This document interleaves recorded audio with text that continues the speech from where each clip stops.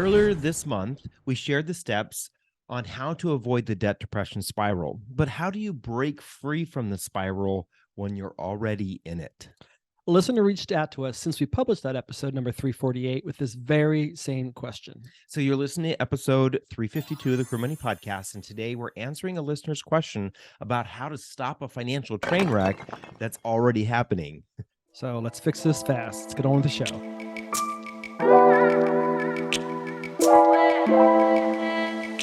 A listener shared this with us via email. My credit card debt has swallowed me up.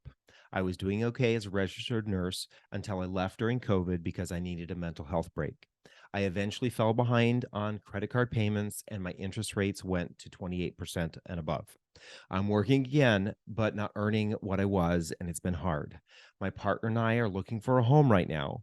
I'm not going to lie, it feels a bit hopeless. We both have jobs currently, but my 500 credit score is nerve-wracking because everyone wants 650 plus.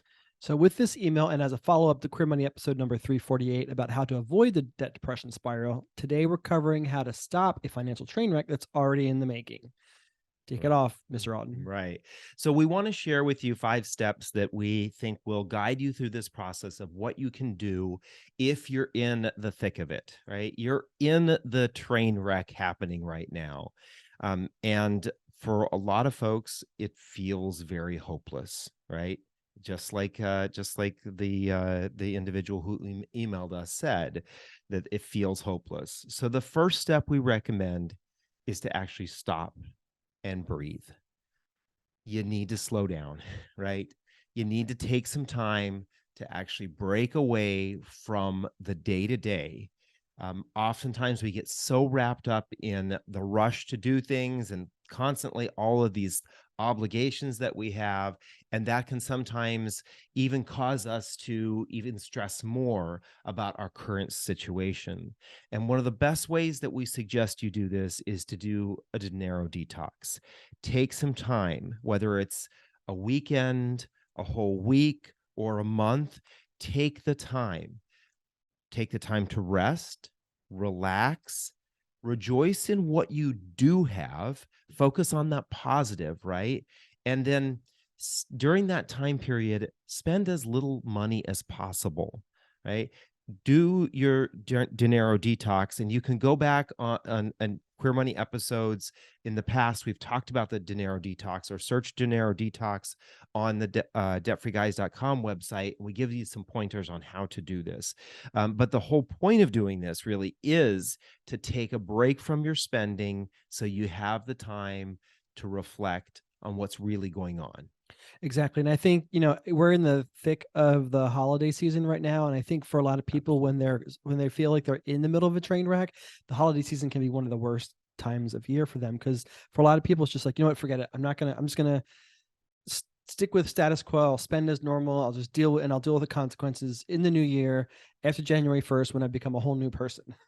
And so people Which just kind of put their blinders on at this time of year. And I think it's a good idea to maybe make this year be a little bit more intentional. I know David had said, take a whole month off of spending, and in the middle of Thanksgiving and the new year, that almost seems impossible in our culture. But I think it actually, maybe trying to be a contrarian this year and simply saying, you know what, I'm not spending any money this holiday season, and everybody can deal with that. I have to worry about my own mental health, and maybe kind of going against the grain might make some people feel like they're actually taking some significant initiative to improve their financial situation and maybe stop this train wreck from happening while they're already on it. So as hard as it might be the best time of year maybe to do that detox. Step number 2 is to acknowledge that things aren't that great. You want to be honest with yourself that things aren't good, but that they can get better, right? We've all been here before. Any of us who has made it to adulthood as an LGBTQ person has had to deal with this sort of psychological thinking before that, yeah, it might suck right now. And that may be true, but it will get better. And it typically, for most people, it does. And that's why you're taking action today. So acknowledge that things aren't great. We don't want to be Pollyanna-ish about it, right? We want to be factual, truthful, but because that's the only way that we can get honest and create a clear strategy to attack what the problem is if we are truthful with ourselves. But things will get better. And then our suggestion with that step is maybe find 1 to 3 short to medium term action steps that you can take to slowly make things get a little bit better. Maybe one step is to figure out, get crystal clear on what your hopes and dreams are. We've talked about that a lot on the podcast. Or maybe think about, what can I do over how can I what can I do over the next few months to improve my credit score, such as maybe taking the free Build or Improve Your Credit Score powered by Experian Boost that we have available for free at debtfreeguys.com. What are some simple steps you can take to start chipping away at the problem? Yeah. The next step, step number 3, there's actually a fair bit to this, but this is the operation side, right? This is triage. When someone comes in to an emergency room, there's the diagnosis, which is kind of the steps 1 and 2, right? To stop, look at what's going on, understand what's happening, and then the next part is the surgery, right? Well, that's really what's happening here. So the first part of triage is to get crystal clear as to where you are currently. A lot of us know a little bit about our financial picture, but we don't know the nitty gritty. So what we suggest is to do a simple financial snapshot. And that means you're looking at all of the income that you have, all of the expenses that you have, all of the assets that you have, and all of the debt that you have. Put all of that down somewhere. Put it down so that you actually can see it. This is what I'm bringing in every month. This is what's going out every month. This is how what we have in our checking accounts, savings accounts, investing accounts, wherever money may be at or assets may be at. And then these are all the things that we owe money on, whether it's things like credit cards or a mortgage, auto loans, things like that. Get all that down so you can actually truly see, this is what this picture looks like. It helps to understand those numbers, because then you want to move forward in the other parts of the operation. Yeah, exactly. We're trying to figure out, exactly where are we right now so we can take the most effective steps to improve things. Sticking with the surgery theme, and I don't know if this was inspired because the question came from a registered nurse. I don't think so, but maybe. Sticking with the surgery theme, the next part of triage then is to stop the bleeding. What do you have to do immediately to start to mitigate the consequences? And that's a couple of steps that are involved within that stopping the bleeding. That is to do a simple spending analysis. We've talked on the podcast before how so many people aren't exactly sure where all their money is going, and most of us would be surprised with where the bulk of our money is going.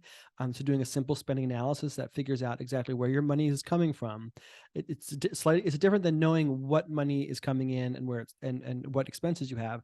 But here we're figuring out what's the flow of cash for you. Where is the money coming from? How much is coming in? And then where exactly is all the money going? The nice thing about doing a spending analysis is, oftentimes when we're spending, we don't think that we're actually spending that much, right? But then when you look historically at it, whether it's a whole month or 3 months or 6 months, then you start to see, okay, I am actually spending quite a bit of money on wine or dining out or subscription services or stuff like that. Exactly. And then the next is to, once you know where where all your money is going, what all those expenses are on a recurring basis, then do a spending reduction, right? This is the critical step. This is where we're going to rein in the spending so that either we free up cash to redirect it to more appropriate places, or that we stop adding to our debt because we're already spending beyond our means. With all of those sort of worksheet examples, the simple financial snapshot, a spending analysis, a spending reduction, you can get tools to help you out with that in the credit card debt slasher toolbox, both which is available both at debtfreeguys.com as well as queermoneypodcast.com. And then we encourage you, if you get that, or if you don't get that, listen to episode number 190 of the Queer Money Podcast. We talk about how to do a spending analysis. Now that was we walk folks through the more comprehensive spending analysis that we use with people when we do one-on-one coaching or in our bigger programs. So they won't align exactly with a simple spending analysis that's in the credit card debt slasher toolbox, but the philosophy and the theories will be the same. And then if you're looking for the most impactful way to stop to reduce your expenses, we encourage you to look at your grocery expenses. For most of us, most Americans, reining in your grocery Grocery and expenses, food. dining out expenses Yeah. is the most effective way to free up some cash to either redirect to more appropriate areas or to stop adding to your debt. We were reminded of this again. We interviewed Hannah and Juliet from the PBS TV show Opportunity Knocks. That their interview is going to come out episode 362, so it's not out quite yet.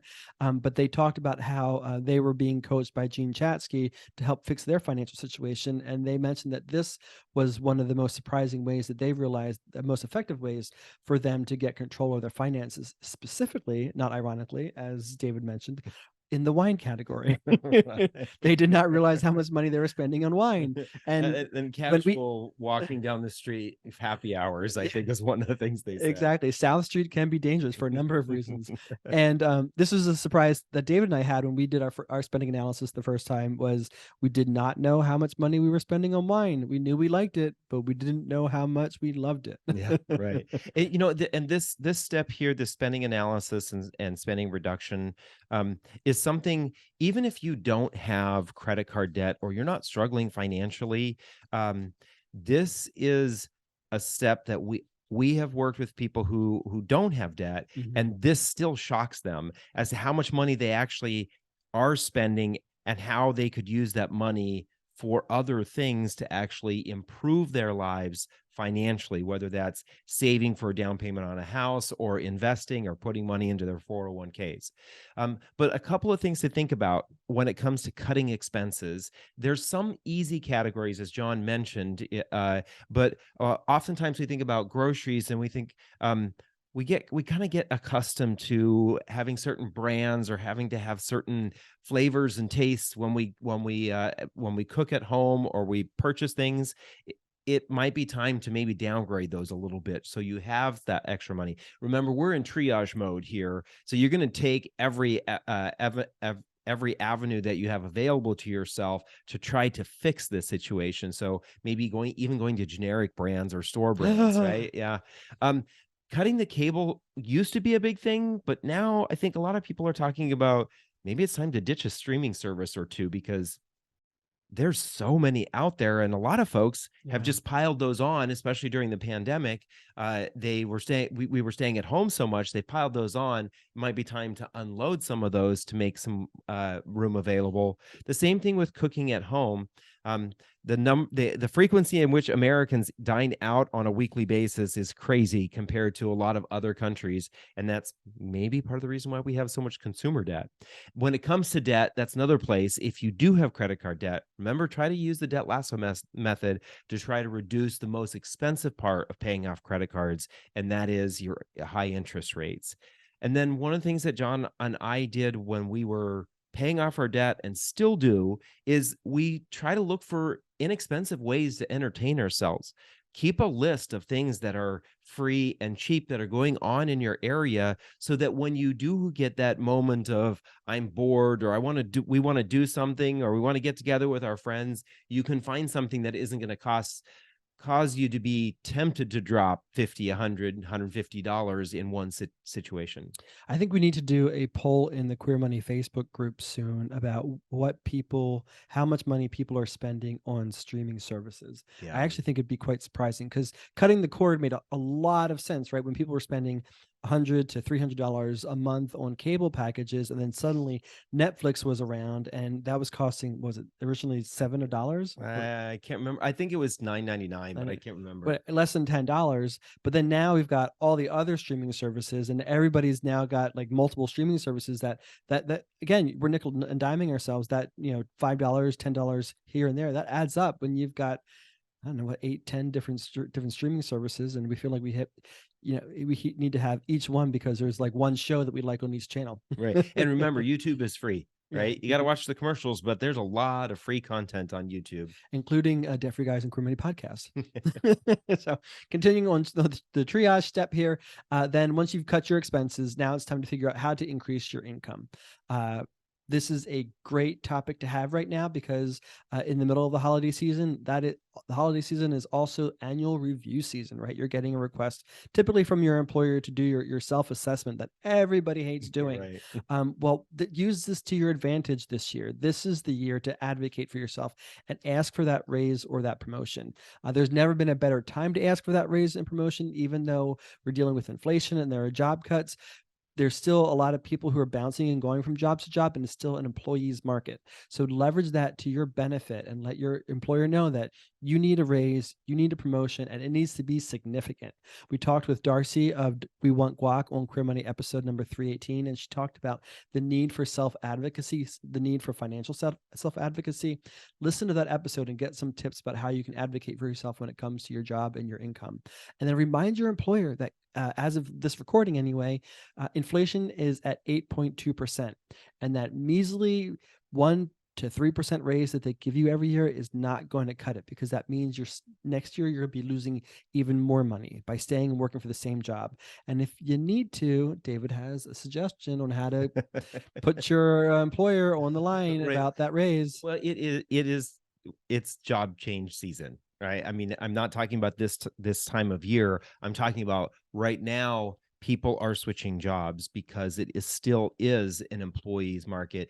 60% of people who change jobs, going from one company to another, say that they get some sort of increase in pay. So don't limit yourself by saying you have to stay locked in at this company right now. The other thing to be thinking about is there are small companies. I know we're hearing about layoffs in some of the big companies, places like Facebook, which probably needs to. Twitter, for different Twitter, reasons. yeah. I mean, there's some big companies that are laying people off, maybe because they grew too much during the pandemic, or but there are lots of small companies that are still hiring, right? And look for those employers that are still hiring. It's If you need to bounce, this is still a good time to bounce. Go back and listen to episode 11 of the Queer Money podcast, where we talked to Brian Thompson about 4 keys to a midlife career change. The steps that he suggests, or things that he suggested,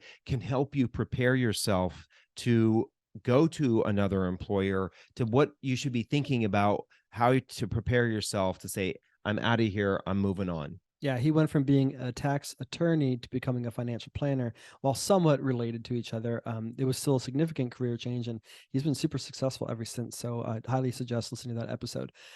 Or you can also watch it on YouTube. Yeah. Then the next step in the triage phase, the final step, probably not unexpected because we talk about this a lot on the Queer Money podcast, and that is to increase your income streams. There's always, always, always reasons to increase your income streams and not rely on one singular employer. Here, it would obviously help you to, with the triage phase of funneling more money to debt or whatever the concern at the moment might be, or when that's all over, you can continue to use these extra income streams to funnel towards your longer term goals of retiring early or buying a house or whatever the case may be. So a few episodes for you to listen to to get some inspiration. Episode 93, we talked with Nick Loper about how to get into side hustles, and he shared dozens of different side hustle examples that you might want to look into. Then episode 233, we talked about with Daniel Flores about how they're helping people get into side hustles and a number of different side hustles that they find work for people. Episode 253, we talked with Mindy Jensen of Bigger Pockets about how to get into real estate investing. There are numerous ways to do that, but that's an episode to think about, as well as house hacking, which if you're currently have any space in the home that you live in, to have somebody rent a room or rent a portion of that property, portion of your property, that might be a great way to generate some income immediately and cut your personal expenses. Episode 257, we talked about how to get into vending machine business. Yes, a vending machine business.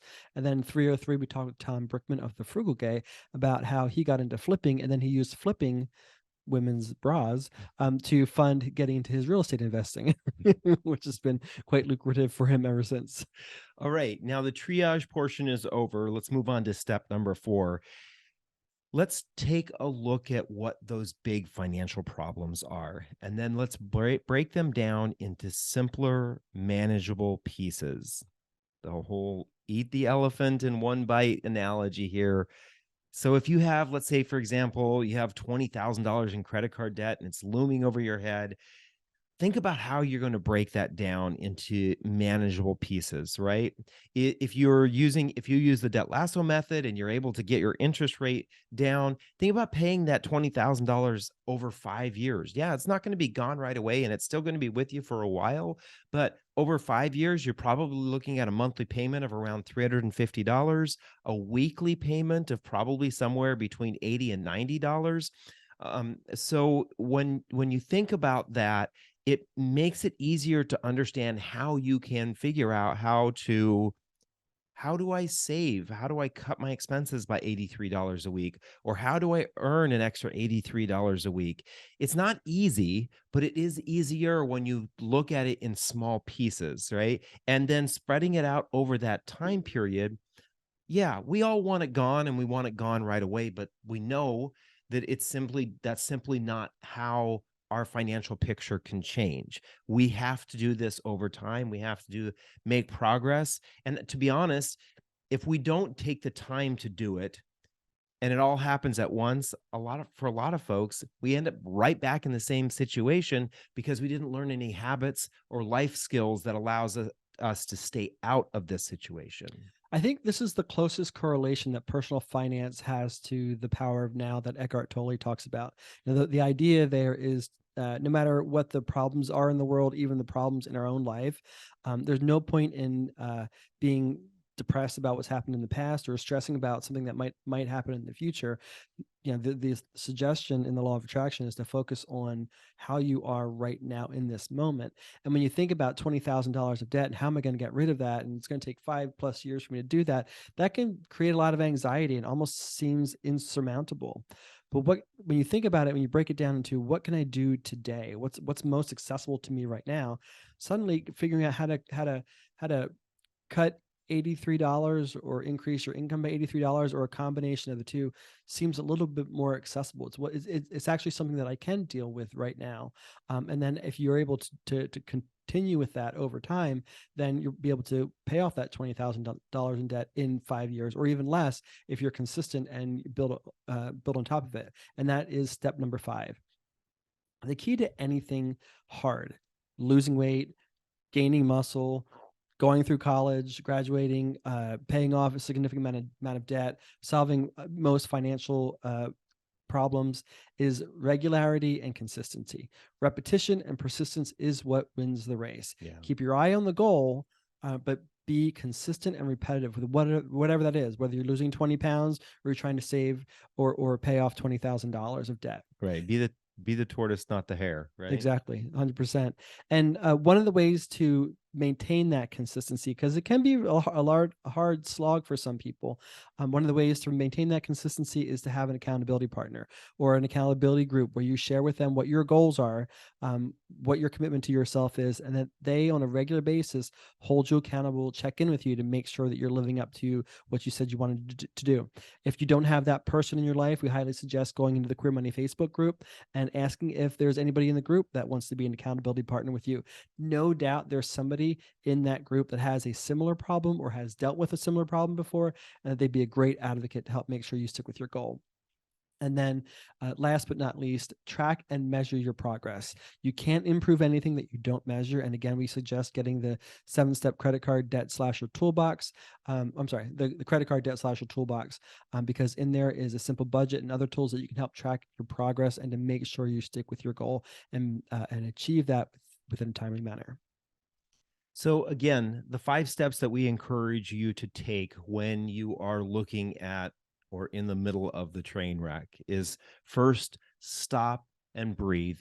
Take a break, focus on what you have, be grateful for what you do have right now. Then step 2, acknowledge that things aren't good, but that they can get better and that now is the time you're going to focus on making that change. Make that change. Right. Step 3, do the triage. There were a lot of steps that we talked about during this portion, but figure out which ones you can work on now and make a plan to work on the others when you're able to.